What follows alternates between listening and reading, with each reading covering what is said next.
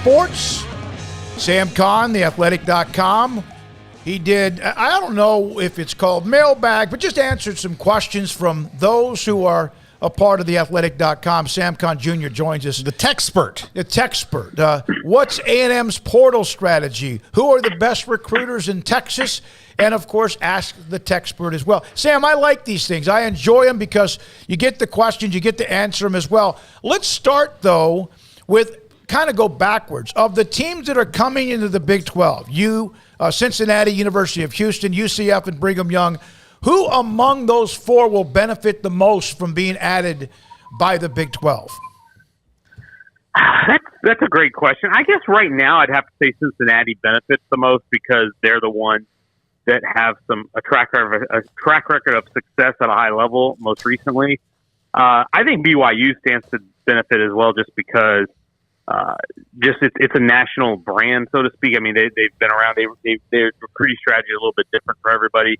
But the highest ceiling to me of the group is Houston because we know what kind of recruiting base Houston is. And the recruits that have come out of there the last, 2-3 decades and how much of a hotbed it is for all the schools. Well, for the most part, Houston has had trouble keeping some of those higher end players at home. I don't think the Cougars are necessarily going to keep 5-star prospects at home. I think that's still going to be your Alabamas of the world and currently right now Texas A&M, but they're still going to get those guys. But they're going to be able to get a higher level of guy, and they've already been, in my opinion, a pretty solid football program that shows some want to and some investment in the desire to be good.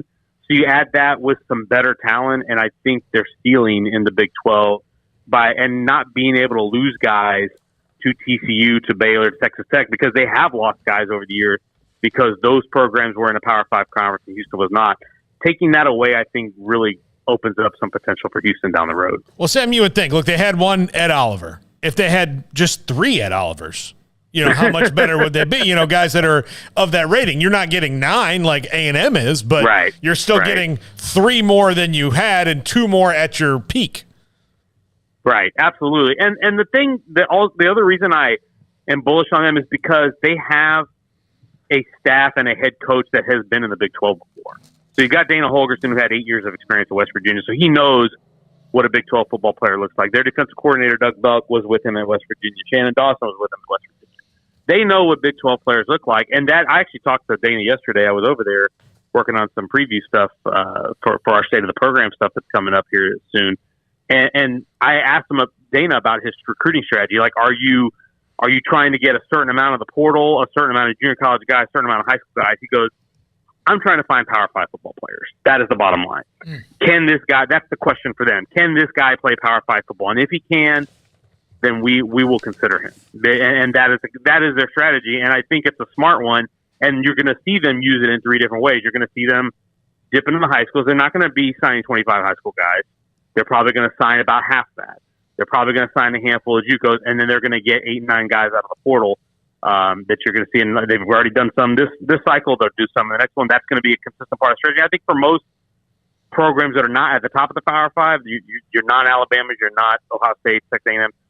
The rest of those programs are going to employ a similar strategy because that's the way you get higher level talent that maybe you can't get out of high school, is by them bouncing back to you because they washed out somewhere else. Sam, what are your thoughts on Bob Bowlsby stepping down as Big 12 commissioner? Not terribly surprised. Before everything happened with realignment, there seemed to be, and I'm sure you guys have heard it, there seemed to be whispers of, hey, how much longer is this guy going to do it, and whether he was considering, making a move and stepping down from it at some point anyhow. And, of course, once all that happened, then, there was really not a good time to do it. It seemed like a natural time because things have calmed down from that initial shock last year and all the craziness that ensued in realignment. And there's still some runway between now and when the TV contract has to be done. So if you're going to get a new guy, this seems to be the right time to do it. And I think this offseason with, Texas and Oklahoma still are in the conference right now, haven't made the move quite yet. I think giving that next person the proper amount of time to prepare for that, to prepare for the new TV deal, to figure out what the new Big 12 is going to look like, whether it's going to have divisions, whether it's not going to have divisions. this is a really, really ripe time for that to happen. So I think it made sense at the end of the day that this is the time that he does it. Yeah, and I guess the transition, because of what's coming up with so many decisions to be made as well. Do you feel like the Big 12 will expand yet again sometime in the next 3 to 4 years? I mean, it's hard to say, but I would say this: I wouldn't rule it out, because ultimately, the closer you get to the TV negotiation, the more you're going to assess how do we maximize value. And ultimately, I think that decision is going to be made based upon what the TV network's opinion is.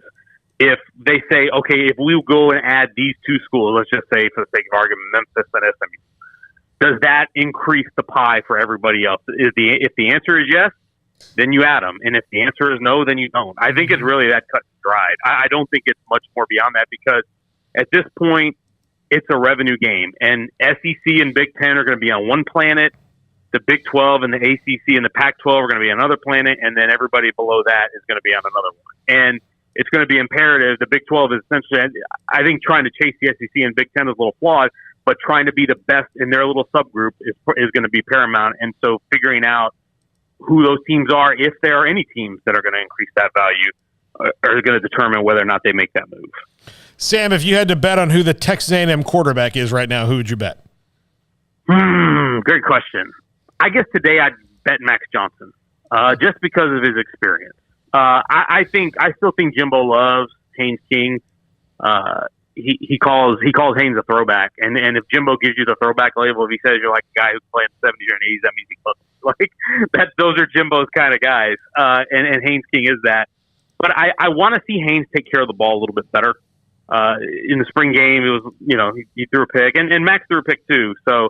He wasn't alone in that, and they also had some 35-mile-an-hour winds that they're throwing into, so that was a factor in all as well. But to me, I just think, and again, it's early in this process. We still got a few more months of this battle to play out. But I would say just today, based on SEC experience, and that's something they sorely lacked at that position last year.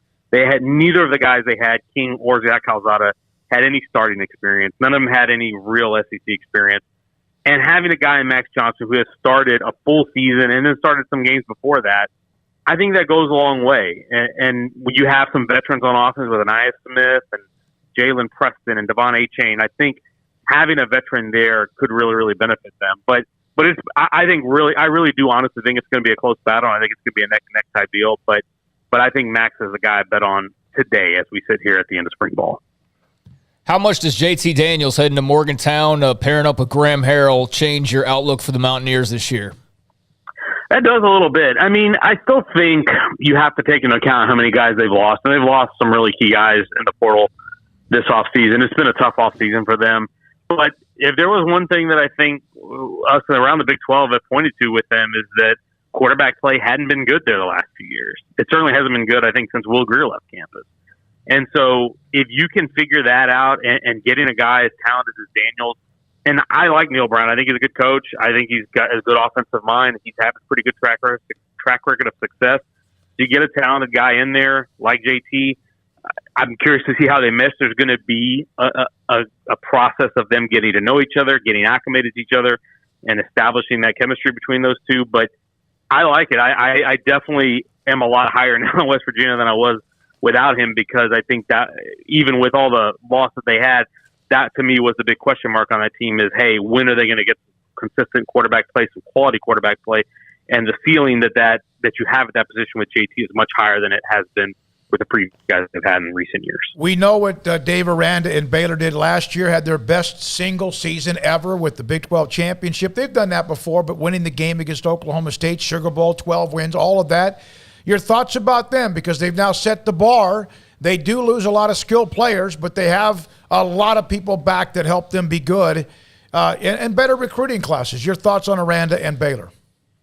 Yeah, I feel really, despite how much they lose, I feel really good about them for this reason. The guys they have returning are at such spots. You got virtually the entire starting offensive line back, and you got pretty much the entire defensive line back as well. And then, oh, by the way, you add a Jackson player, out of Tulsa on the portal to that defensive front. So if you're going to be solid on the lines of scrimmage, that to me gives me a lot of faith right off the bat with this team. And so, yes, they got to work out the quarterback. Yes, they got to find somebody to replace Abram Smith. Yes, they got to find new receivers. But if you can win up front, then that is half the battle right there. And then the same thing on defense. Yes, you're going to have to replace some really talented guys on the back end. You're going to have to replace a Terrell Bernard or Jalen Petrie. But if you can win up front on defense, then you're really ahead of the ball game. So, yeah, they're going to have to answer some questions at other spots. But I feel good about them, and I consider them at this moment, looking out, and like I said, we still got a ways to go till we get to the season, but I still consider them a contender for getting back to the Big 12 championship game next year. I would love to see who it ends up being. Does it end up being Bohannon to shape and take the job, and who ends up being the reliable guy in the running game, and who becomes those playmakers of defense? But to me, they are still a contender in the Big 12 going into next year, based on how much they bring back on the line of scrimmage. What did you think about Kamar Wheaton going to from Alabama to SMU? Big get for them. Something they definitely had been banking on.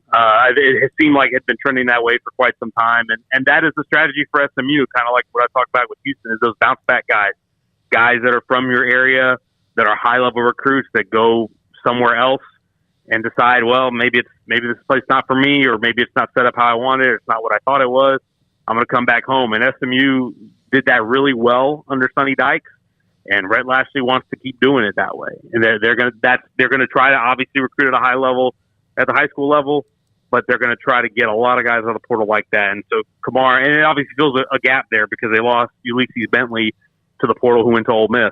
So they have some running backs to work with. Losing Bentley was tough, but getting Kamar Wheaton, a superb talent like that, certainly eases the burden. And to me, that SMU offensive skill talent they have with Mordecai. And now you got Wheaton in there. Trey Siggers is still there. You got Rashee Rice is back. They've got a lot of talent on offense. So SMU to me is very much a contender in the American this year. Sam, I read a nice piece on Joey McGuire and Texas Tech in The Athletic, and there's obviously been a lot of hype, and the recruiting's going pretty good right now. I mean, I think it's a little deceiving when you say, hey, the number 2 class or whatever, because there is the number of commits and things like that, but it's certainly on the uptick. We can all acknowledge that. What are the expectations, you think, this year? Because I'm having a hard time, because here they were a bowl team a year ago. I know just barely, but they were a bowl team. They won their bowl game. I know it's all in flux, but it's not a rebuild, is it? I mean, what? No. What is the expectation, you think? Yeah, I think the expectation is at least matching what you did a year ago, like getting back to a bowl, winning a bowl game, or making a slight improvement. Because for all the hell that Matt Wells and that staff took, they did a really good job of rebuilding that roster. And Joey starts in a good spot as far as that goes, because they've got a deep quarterback room. They've got some skill talent still on offense. They've got some. They did lose a few guys on defense, but they did have some key super senior types come back on defense. So I look at that roster, I look at the talent, and I think this is a team that maybe in November we could be looking up and say, hey, they're a little bit better than we thought they would be. So, and I love the staff he put together. I think he did a fantastic job putting the staff together. I love Kitley as an offensive coordinator. His track record, obviously, the last couple of years at West Kentucky and HBU speaks for itself. DeRuyter's a veteran guy who's been around as a defensive coordinator. So, I think the potential on them is pretty good. Can they win 9 games? I think that might be asking a bit much, but a 7-5, 8-4 type season, I don't think is out of the realm of possibility when you consider the talent they have on hand. I think that's a fair expectation for them based on what they did last year, what they have, and the staff and that they brought in. And if they recruit at the level they have, like you said, per player, no, they're not going to recruit with the big boys. But the fact that they're got this kind of momentum on the recruiting trail doesn't surprise me. At least I know you guys who have been around Joey know what kind of energy he brings. That doesn't shock me at all. And I think you're going to see a lot more of that for them as they move forward. If they finish this class in the top 25, top 30 nationally, that's a big win, because Texas Tech hasn't done that very much in the post-Mike Leach era. Sam, thank you very much for your time. Have a great weekend. No problem. Thanks for having me, guys. Y'all too. Sam Conn Jr., theathletic.com. One of the stories he mentioned about Wheaton from Alabama to SMU, he wrote an article about Rhett Lashley and how when he took over on November 29th, this is a few weeks back, he had plenty of things to do, but one of the things that he had nothing to do, basically there was no true anything when it came to the recruiting and personnel department. It was basically gone. in many ways. And so he had to kind of help rebuild that, and he did. And of course, part of that as well is what you can do with the transfer portal as well. A couple other notes on his, what is it called? The Techspert. List of the best college recruiters. The two names from Baylor, Juice Johnson, the running backs coach, and also Sean Bell, the quarterbacks coach, were both mentioned along with many others. Two young men, Malcolm Kelly and LaMarcus McFarland, were guys I covered in high school. It's Jamarcus McFarland. Both are at TCU now. McFarland played at Lufkin and then Oklahoma, and so did Malcolm Kelly. He played at Longview High School. So there's a little bit of that. The NFL has released